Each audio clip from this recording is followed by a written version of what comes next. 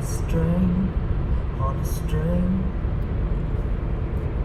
I'm against FaceTime calls in general.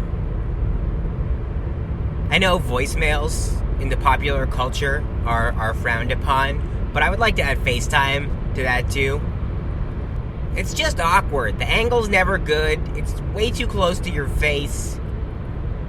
The sensation of creating eye contact is artificial, which is creepy. People seem to not be able to resist the FaceTime thing. I guess because it's like a phone call in a movie about the future, but what I think you're not realizing is it's a bad movie about the future. It's like fucking like Equilibrium with Christian Bale. That movie where the guy's face gets sliced off by a sword.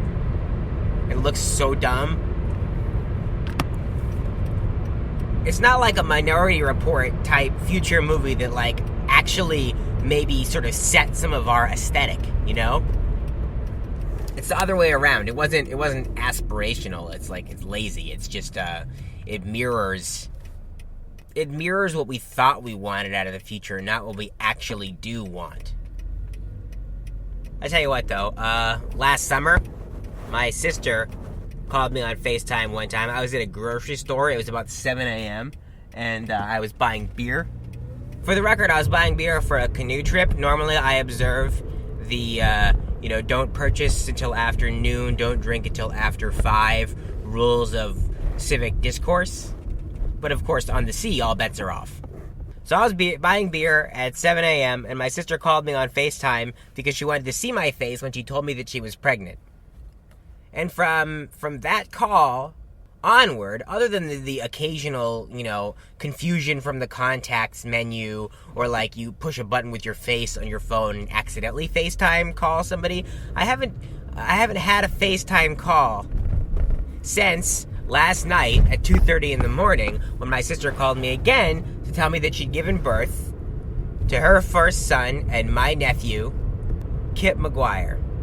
So, I'm willing to grant an exception in my rule about no FaceTime calls. Those 2 exceptions, those get a pass. I'm really excited about my nephew. I'm really excited about being an uncle. My uncles were pretty important to me in my life. Are, but especially growing up. As a young kid, I was really... I was casting about for a long time for somebody to look up to. Welcome to the last podcast. I'm your host, Zach Little. And this episode is about heroes.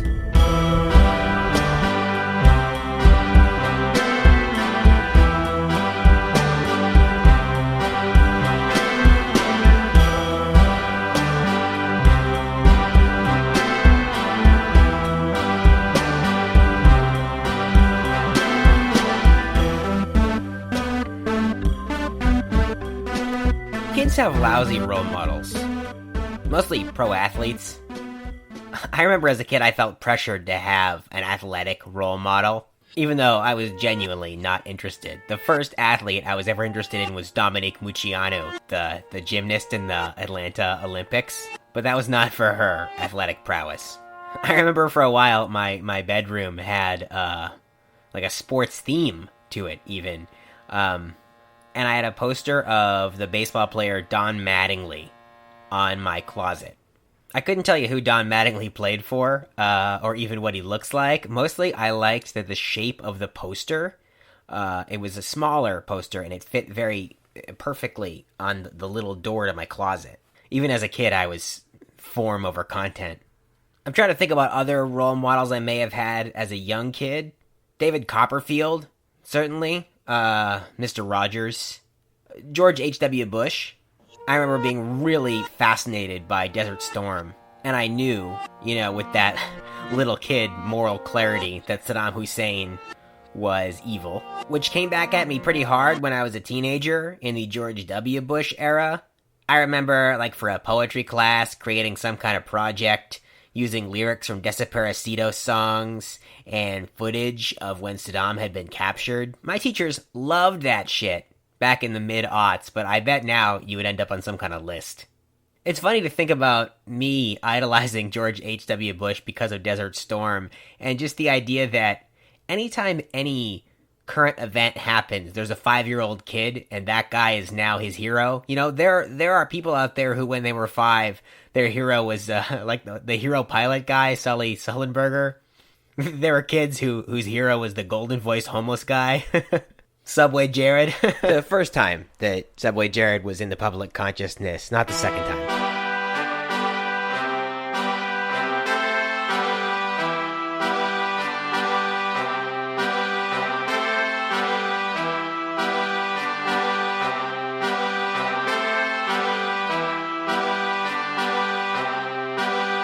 Okay, so definitely the first thing I want you to tell me about is this thing you said about having like a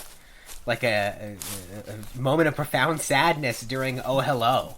I can talk about that. Yeah. So what is that? What's the story there? So that was a great show, and it was an amazing experience, basically, from start to finish. There was this moment where, so at the beginning of the show, John Mulaney and Nick Kroll are just in character, and they're just talking to the audience. This is before they do their play within a play. Like, they present this script about the characters that the characters have written. But at the beginning, before they get to all that, they're just talking to the crowd, and John Mulaney looked right at me, and he sort of cuts Nick Kroll off, and he says, What do you have? Like, he's pointing at me, and he goes, "What do you have? What is that? Is that like a cane? Was that like an umbrella?" And I had my umbrella between my knees, and I sort of, in a moment of like dumb, just numbness, not knowing like how to actually respond, I just lifted the umbrella like slightly, and they made a joke about how it seemed vaguely threatening that I would just do that without saying anything at the same time.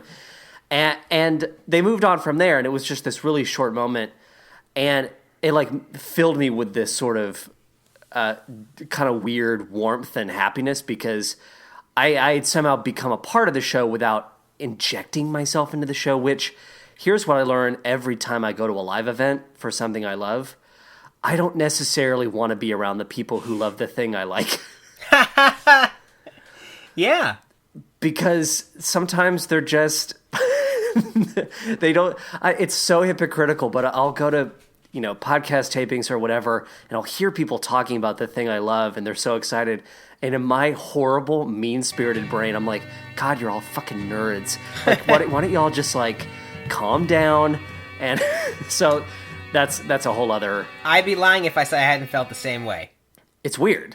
Mm-hmm. I mean, it's the same thing with, like, concerts or anything, I'm sure. I was going to say, as a lifelong fan of Conor Oberst, I have gone to a lot of Bright Eyes or other shows and hated everybody.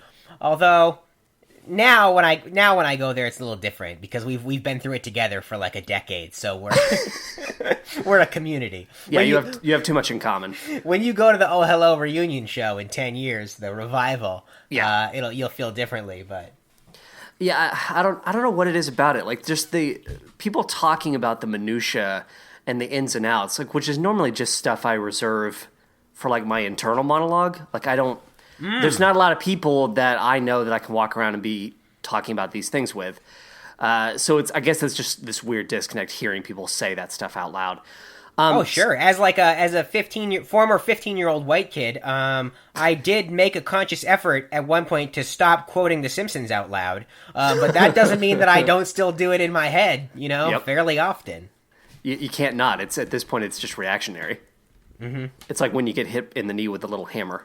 Yeah, I would actually say that probably 30 Rock quotes for a while replaced Simpsons quotes in my brain. Oh wow! For like a couple years, but now there's a vacuum, and probably The Simpsons will come back in to fill that vacuum. But right now, there's like no show that's really taking up that part of your brain. No, I've just been watching Chopped pretty much all the time, so I just I Is see that not ingredients. quotable? I see ingredients and I hear it in Ted Allen's voice. I hear like chefs. I bought some black bean pasta yesterday just because I thought, this is like a Chopped ingredient. Black bean rotini. Good Lord. I don't know what I'm going to make with black bean rotini. Part of the problem is just that anything you could put on pasta, any conceivable sauce, would look horrifying. on black pasta. It's literally like it's charcoal black. Good. So, imagine charcoal black pasta with Alfredo sauce and try not to throw up in your mouth. So towards the end of that show, the characters of, is it Gil Faison and George St. Geelan, they have a press conference. Like, they wheel out this podium with like 30 microphones on it, and it's just an excuse to do a Q&A with the audience. Right. Which, that's when you realize, God, I really do not like these people, because the questions are just, people interject themselves. They want to put themselves in the show. They want to be funny. They think they're funny. So they're throwing out questions, and at one point, John Mulaney points right at me again, and he says, yes, you, sir, with the umbrella from earlier, but I haven't raised my hand.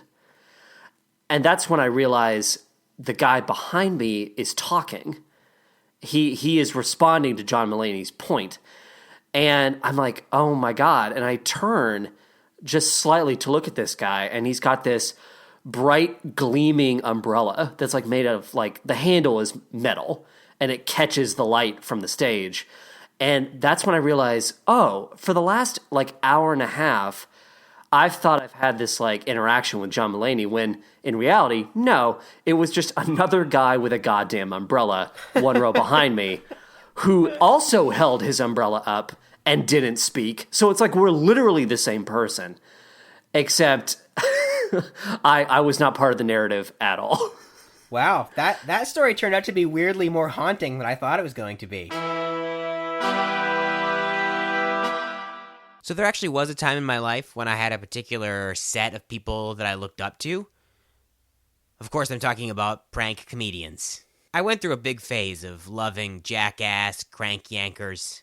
I wasn't really into punked, though. Even I knew Ashton Kutcher was kind of a douche. If a 13-year-old can tell you're a douche, you're seriously. Anyway, sometimes I feel like prank comedy is a very pure form of expression, or maybe just a gateway to lots of other forms of expression. A lot of creative people from a lot of different walks of life went through a prank phase. Also, wrestling. A lot of creative people really liked wrestling. And I think the reason for that is because wrestling's storylines are so simple. They came out of the Cold War, where if you were a good guy, you were wearing the American flag, and if you were a bad guy, you had a Russian accent. Easy to understand. If you watch that kind of base level storytelling week in, week out, it's very easy to get a foothold in the narrative arts. It's the narrative kiddie slope. Now, the era of pro wrestling that I watched was, the Rock, the Triple H era.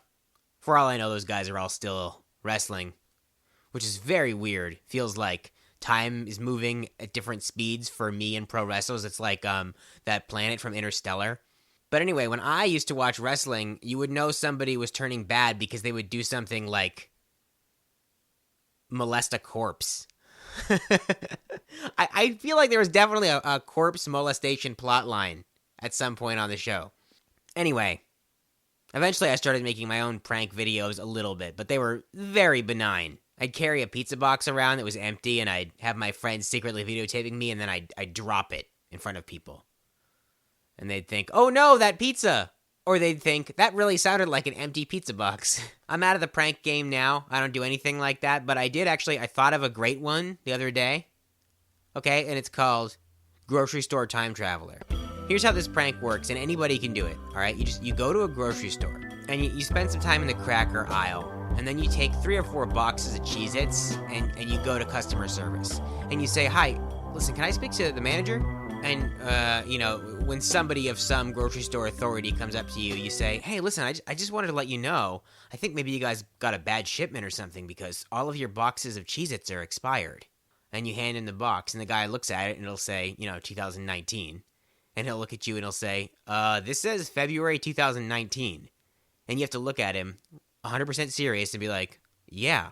And I mean, never say anything too explicit, It's unlikely that this person's going to ask you, like, well, what year do you think it is? And you wouldn't really want them to anyway. You want there to be some mystery to it. Don't linger very long, after you've exchanged a few words, just kind of let this dawning look of realization come across your face, and then just say, like, I have to go, I have to leave. Now, obviously, it goes without saying that you can only do this prank at a grocery store in a state where you do not live, where it is unlikely that you will ever return. It's a last day of vacation or a midway through road trip type prank. And, considering the materials needed to execute, I don't mind saying I think it's a populist fucking slam dunk. Grocery store time traveler. Try it out. Because, I speak to my friend quite a lot. Like, we call basically every other day. Like, we'll have a call. And he's, like, about your age. Probably he's, like, 28. He has so much great advice for me. Like, he is so knowledgeable with advice and just, like, has these clear, like, philosophies on life and, everything. There are some people that I know who are like that. They're modern day Ben Franklin. Exactly. They have that kind of stuff. How do you become like this, like, aphorism dispensing machine? And some people are like that, I guess.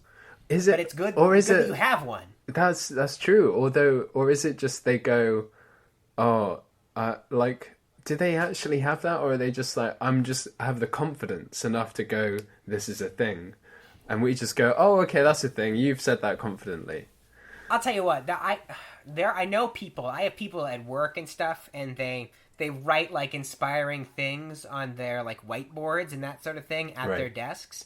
And my first inclination when I see that kind of thing is to sneer at it, Sure. But that's because it would honestly do nothing for me, Writing an inspiring phrase and or having a poster with it on there or something does nothing for my brain, does nothing to make me feel better. But for some people, it seems like it does. Yeah. And for whatever reason, that resonates with them in a genuine way. And that's awesome. Okay, interesting. So some people I think are absorbers for that. Some people I think are the generators of that. And then I think people like you and me are like, we're outside that whole system. We're like, I don't know. We're watching these nice phrases go by, and we're thinking, huh, cool. That's really good. Well done. Did you have role models as a kid? Not so much role models. I think I had more like things I aspired I wanted to do, I guess, or I'd get obsessed with just random shit. When I was a kid, I liked construction vehicles. Have no idea why. Love them. Me too. They're the best. Videos about construction vehicles, toy construction vehicles. I can name them apparently, like out the window in the car and shit. I don't remember that, but parents tell me. Yeah. That's okay. I do. I like the fact that kids latch on to like anything, like whatever. Whoever's on TV doing something that's not bad becomes like your hero. I remember being like both having crushes on and being really interested in Olympic athletes because the Atlanta Olympics were like when I was 8 or 9 years old. And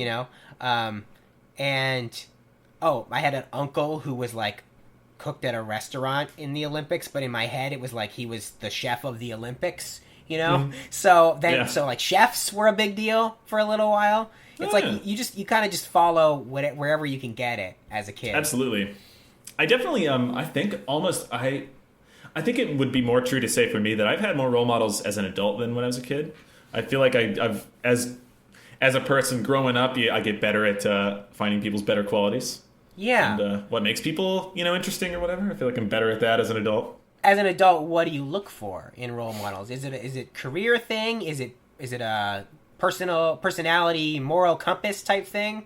It's really a mishmash of the whole thing. I feel like it especially happens when I'm just getting into this band I really like, or a singer-songwriter, and then I see an interview and it turns out they're really articulate and they seem really nice and people say they're nice, and like, I like this person a lot. This is cool. And I keep Googling interviews about these people, and like after an hour it's like, I know everything, so I'm going to go eat a sandwich now. Stop doing this.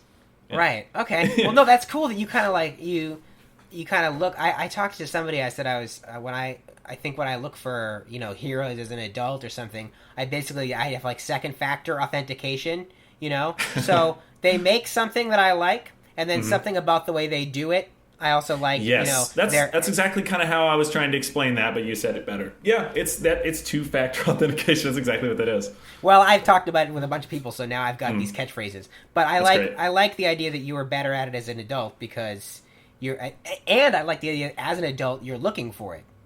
Sure. Because I think that some people don't really, and they go, well, what do I need a role model for? I'm an adult now. But I still do all the time. I think a lot about people whose careers I admire and appreciate, and who, for me, I think I did find that I think it is slightly more, it is more career and not career, but it's more creative. It's creativity based. And as far as like them being a good person or not, I think I mostly I pick it up from the wind or whatever. You know, I don't go looking as much, but I you can tell. You know, you're like, that's a good person. You know, Yeah, sure. Yeah, you can tell. I like David Rees a lot. You know, he was a cartoonist, and now he hosts that show, Going Deep with David Rees. Oh, okay. Yeah, and so he used to write "Get Your War On" for Rolling Stone, and that was like probably the precursor for Rock and Sock and Robot in a lot of ways. It was a very, very angry political cartoon, and it was in the Bush years and everything, and I was 17 years old and really needed that shit. Oh, sure. I think. Yeah, I came at the right time. It sounds like. An old folk song about the government. An old folk song about the government. Can you tell me, Mr. President, where my baby's gone? This is an old folk song about the government. Yeah, it's an old folk song about the government. So I'll go down to the Capitol or the U.S. Mint to ask them where my baby can be.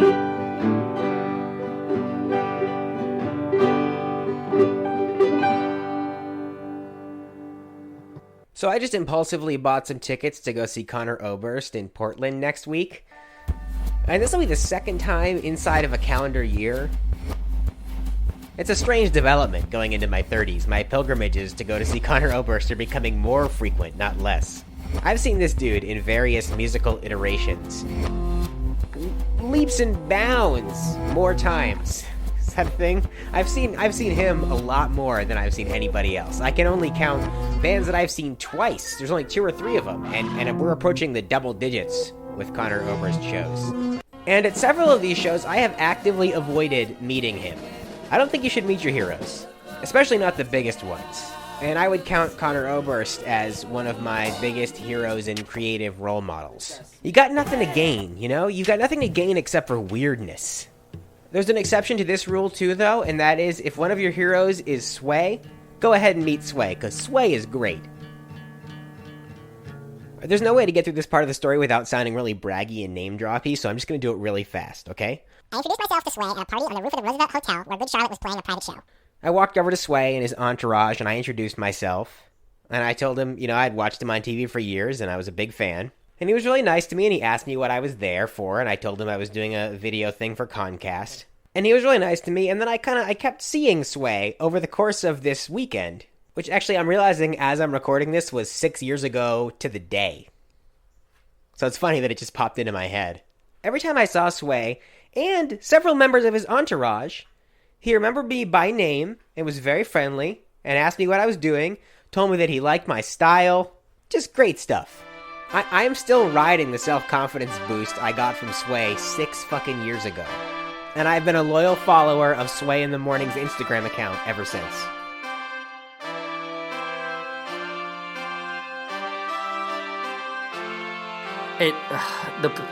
It's impossible to really know where the priorities need to be. Mm-hmm. I can't watch like when I go see an Oh Hello or something like that. Those are the only times I can really lose myself and really watch performance and get lost in it. If it seems so separate from me and so at a distance, like I'm not anything like those guys. I'm not anywhere near them in terms of my career. That's the only thing I can lose myself in. When I go see stand-up or theater or improv or sketch comedy or anything like that that involves people that I know, I can't not make it about myself. I just sit in the audience and the entire time I'm thinking, is this what I should be doing? Should I be trying harder to do this thing? like, I know I can do improv. I know I can do stand-up. I can do all of these different things. And then the show's over, and I'm like, was I even fucking paying attention to any of that? Or was I too busy trying to write my own material in my head? I am like that. I think I used to be more like that. I think I have let that go a little bit, because the more, and this is less, the stuff that that are your passions and everything that you like to do, you do have these particular paths forward. I feel like I don't really know what my actual creative passion is. I like to do a lot of different shit, and sometimes I think that maybe that's what my passion is is like doing a lot of the different stuff. So I can look at what other people are doing, and I can kind of, that conversation that you're talking about, now for me it lasts for the first 5 minutes, and then I can kind of put it in my pocket. But I used to be the same way, and you're right. It's like if I went to a movie that was kind of too lo-fi and too simple or something more within the scope of the kind of things that I make, it would be more distracting for me. Whereas it should be more enjoyable for me. You know, I should go to Jurassic World and feel nothing, but instead I go to Jurassic World and I'm fucking swept away because it's like, I don't give a shit about CGI dinosaurs. That's that's never going to be in my wheelhouse at all. Exactly. It's ridiculous because what I would say to people is, if you have creative impulses, maybe I don't, because people keep saying to me, you should take more classes. And I want to smack them in the fucking mouth when they say that, because I want to be like, so you want me to give even more money to the city to take more classes? Well, my point is, if you want to do something creative, maybe don't do something that involves taking classes to prove that you can do it. I think it needs to just be that old adage of just do it, because I really am sort of astonished when people agree to take stand-up classes, which Chicago offers. Or I would think stand-up class would be trying stand-up, but I don't know. It's just you're paying to do an open mic with the same 9 people every week. Yeah. I imagine. I haven't done it because it's like, guys, you just need to, at a certain point, it's like kill your darlings, for God's sake. Like, your heroes are not going to pluck you out of the ether and sit you on their shoulder and be like, come with me, little one, and we shall walk the land, and I shall teach you how to be like me. It's like, no, you have to just do it. Stop giving money to these people. I am definitely suspicious of those kind of institutional quote unquote legs up, because I at least was tangentially aware of everything that that's happened with YouTube for the last couple of years. I've certainly tried to stay the fuck out of it, but I have seen some of it, and that is certainly a world where one person becomes, I don't want to say famous, they become notable. Mm-hmm. They gain notoriety one way, and so everyone else then tries to do it that way, and it takes so long for people to realize there is no one way. In fact, if someone does something one way, that bridge is now burned and that door is now closed. Yeah. There's not going to be another one of that same thing.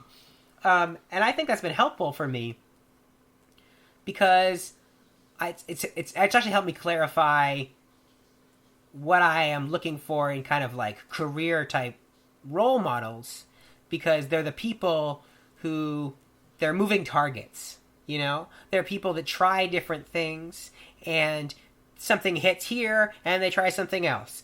The best example is David Rees, who used to do the comic strip Get Your War On, and that was very popular for a long time. Obama got elected. He stopped doing that. He started doing something weird with sharpening pencils for a couple of years. Oh, that guy. Okay. Yeah. Now he hosts a show on Esquire, the Esquire network, Going Deep, and it's great. And he's a jack of all trades. He jumps all over the place. And that's interesting to me. I remember thinking when I sort of first became aware of John Green, I was like, oh, this guy is definitely living a version of the same kind of life that a couple years ago I might have attempted to live. Okay. He writes books. He's got this, internet. He's an internet personality. He is sort of vaguely big brotherly and paternal toward people or something. All things that within my DNA sequence, they're there, Mm-hmm. It's in there. And so it was nice to go, okay, so somebody already did that. So I'm not going to. Yeah. You know? So I'm going to move in the opposite direction of that. And it started to actually really help me start to form my identity as an artist or something. What I was like, oh, I'm definitely not John Green, you know? But there's some of the elements are still there. So what do you make with those lumps of clay other than John Green? Right. Well, and it's the people who kind of have these self-imposed titles of like, I'm the king or queen of this. This is my one thing, and I know that I have influence in this one field. I feel like 7 out of 10 times, those people are not going to be cool people. They're going to be secretly, if they're men, they're going to be secretly pretty shitty and sexist. Mm-hmm. And it's going to be revealed that they've said some really fucking bizarre and fucked up things. Or if it's YouTube, it's like, oh, there's YouTube footage of like, I don't know, Logan Paul force blowjobbing somebody. Mm-hmm. Like it never surprises me because I'm like, well, of course, because they only have this one thing. They're probably frustrated because they know their influence only goes so far, and they haven't tried to branch out and do other things and put themselves on the line. So now they're just mutating into these weird sort of sexist monsters. Mm-hmm. That's actually one of those things I genuinely am so happy that I never found any level of internet success when I was like 19, 20 years old and total idiot, you know? Because although I didn't do any of those things, I don't know what happens. Bad things happened to these people who did these things, you know? Mm-hmm. Bad things happen to your head. It's not good for you. And it's almost like, you know, we have certainly like child celebrities and stuff who go wild and whatever, but there are certain mechanisms in place to prevent that from happening to the majority of child actors, you know? When it happens now, it's an accident, it's somebody got through the fence, you know? Mm-hmm. But for like internet fame, there is no such thing. Nope. You know, there's no warning signs. There's nobody who you can hold up and say, don't be like this, you know? And it's just a generation of people who became who suddenly had wealth and power when they were 17 years old, with fucking Justin Bieber leading the pack, you know? It's all Justin white. Bieber. It's all white dudes with long hair, mm-hmm. and they make funny faces. Watch out for those guys. Yeah, and you know, and there was nobody to stop them, and so it sucks. You know, it's like it sucks for them, and I am glad I was not among them. Mm-hmm. It's like, oh, thank God. You know, it's like it's a dark thing to think about, but it's like, you know, different versions of yourself where different things didn't happen to you, lessons you didn't learn. What happens? You know. Mm-hmm. It's unsettling. Yeah, take a teenage white boy who, you know, the world's your fucking oyster, and don't teach him any lessons, and give him a lot of money, and just watch the damage he can do to the world. You know, it's bad. It's better to be trampled underfoot by the world for a while. I can't imagine some of the shit I would have spat out if I had some sort of major platform. I know, like, right? You want me to talk? I love talking. And the thing is, you know, if you have some major platform, more people come at you, more people criticize you. People who are older than you and you know, should really just leave you alone. But then you say more.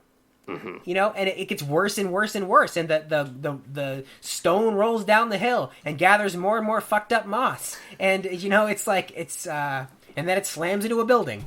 And then in like 2016, you get to write the piece of your return to the internet.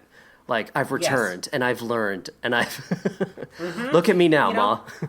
And then half the time, these fucking guys who do this, who are these like serial abusers, and they get banished from the internet, and they come back. The apology is just part of the plan to get back into that abusing. You know, it's now that I'll get all that great pity pussy. You know, it's like it's all bad. It's all bad, and unfortunately, my heart goes out to those guys. But more to their victims, obviously. But a little bit to those guys. But also, we're not going to fix them ever. We should just put them in fucking prison. Yeah.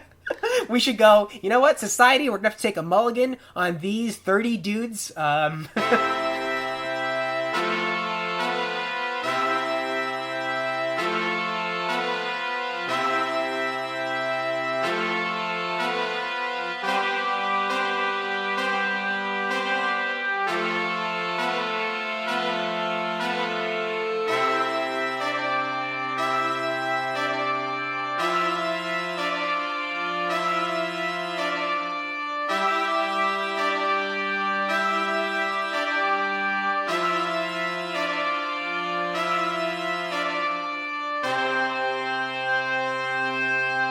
I feel like, rather inadvertently, the season of this podcast so far has been about being adrift and insecure.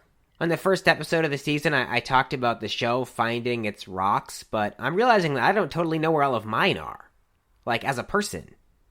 When I decided the theme of this episode was going to be heroes, I think I was thinking about David Bowie, not my rudderless childhood and, aimless early 20s. But we got there anyway, and we don't need to get too deep into it. I realize that therapy should cost probably more than, $15 a month in data hosting fees. But I just wanted to say that, after the news figures and the prank comedians, and then in addition to the punk musicians and rogue directors and postmodern poets and podcast hosts in my orbit now, my hero for the last couple of years has been my wife, Christy. More than anybody, she showed me how to be a person. A considerate person, a curious person, a questioning person. She doesn't like to talk on the mic very much, but in a lot of ways, she's the silent co-host of this show. Because I would not think nearly as much about others or myself if it weren't for her. And I would not hold my creative work to any standard either. Any kind of creative discipline at all, I learned from her. And of course, those things, being a real artist and being a real person, they're intertwined. Now, you don't need to be an artist to be a person, but you need to be a person to be an artist. It's a square or rectangle thing. And, no matter how creatively or emotionally adrift I sometimes get, sitting down and talking it over with her, it's like spiritual GPS, man. Gets you back on the path. But the being a person thing. Okay, well, understanding the basics of how to be a person while still not necessarily being a very good one. That's the big thing. That's what she has shown me and is showing me. And I love her for that. And also because she's hot.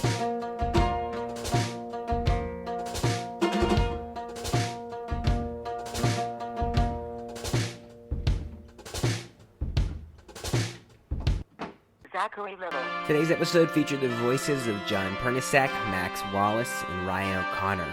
It featured music from The Mild Revolution, the Pinch Hill Orchestra, and Bright Eyes. Thank you for listening. We'll see you next week.